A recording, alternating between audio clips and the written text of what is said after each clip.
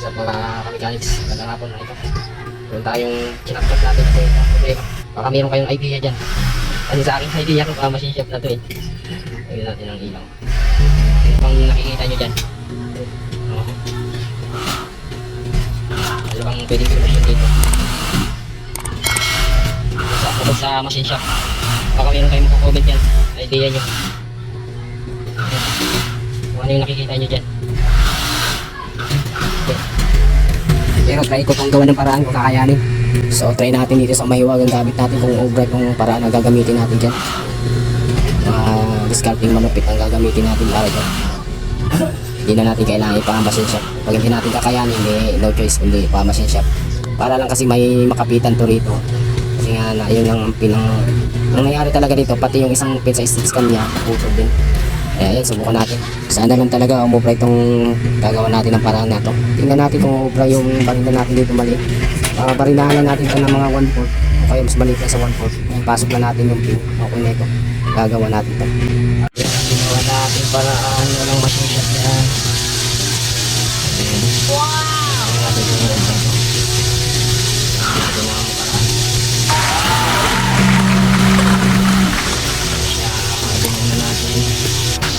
So ayun, nakita nyo naman. So ngayon, babalikan natin lahat ng mga pyesa. So isa-isa natin yung ibalik. So panoorin nyo mga kasuwat kung paano natin isa-isa yung ibalik natin yung mga pyesa na tinanggal natin. Para sa mga beginners dyan, lahat na gusto matutunod ko, panoorin nyo naman sa papasword ko lang kasi medyo mahaba-haba. Kasi yung iba naman dyan, gusto yung mabilis ang ano. Andiyan kagad, ipapakita kagad. Ano ko lang, paano natin yung install o ibalik yung mga pyesa natin. Matutok yan para sa inyo yan talaga. Panoorin nyo lang. Panoorin nyo hanggang dulo. Kahit pa paano may matutunan kayo dyan for beginners.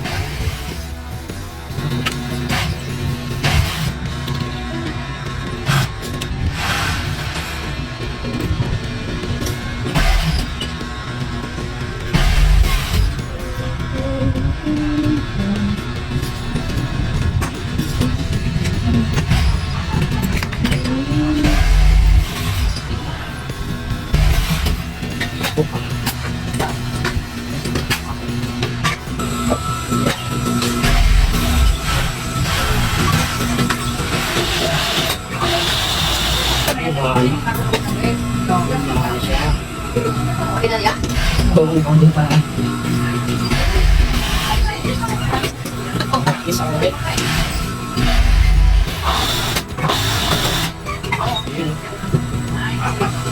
Okay.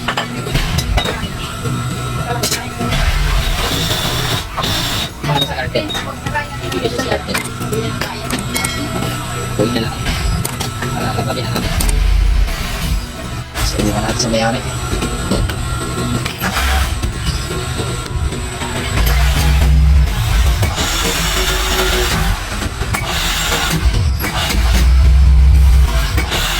Sigar ka sir, kasi medyo mahal yan. Bigat-bigat. Sige mo dyan.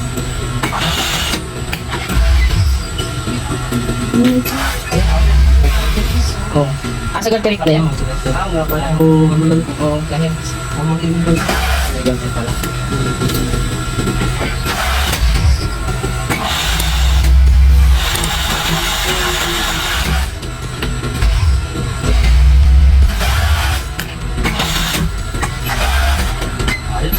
Balik. Wow! Yung ginawa natin pala.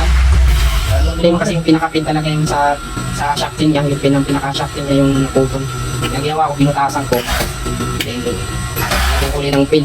Yung kalayo mo, yung kalayo.